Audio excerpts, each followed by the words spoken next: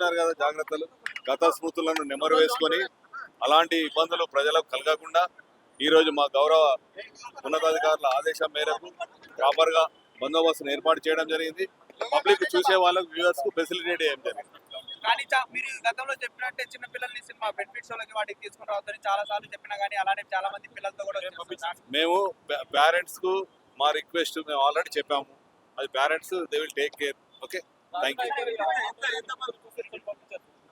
అది అంటే అది పేరెంట్స్ ఉండాలండి. మేము ఆల్రెడీ ఇన్ఫార్మ్ చేసాం. బోర్డింగ్స్ టికెట్ ఉన్న వాళ్ళే లోపలికి రావాలని బయట కూడా పెట్టారు.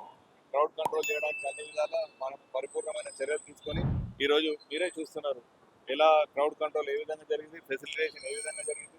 పాత వీటిలో ఏమైనా ఉన్నదని ఇటువంటి ఇబ్బందులు కలగకుండా ప్రజలకు ఈరోజు ముందు జాగ్రత్త చర్యలు తీసుకొని అందరినీ ప్రాపర్ గా పంపించడం జరిగింది.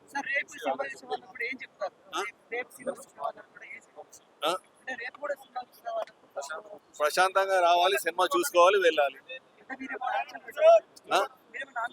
మా బందోబస్తు ఉంటుందండి ఇక్కడ ఎందుకంటే క్రౌడ్ కంట్రోల్, ఇది ఆర్టీసీ క్రాస్ రోడ్, జన సమాధమైన ప్రాంతము. అన్ని హోటల్స్ అందరూ ఇక్కడ హాస్టల్స్ ఉంటాయి, జన సమ్మర్దంగా ఉంటుంది. ఇక్కడ చిన్న నేరో లైన్స్ ఉంటాయి కాబట్టి మా యొక్క ప్రివెంటివ్ బందోబస్తు ఇక్కడ ఉంటుంది.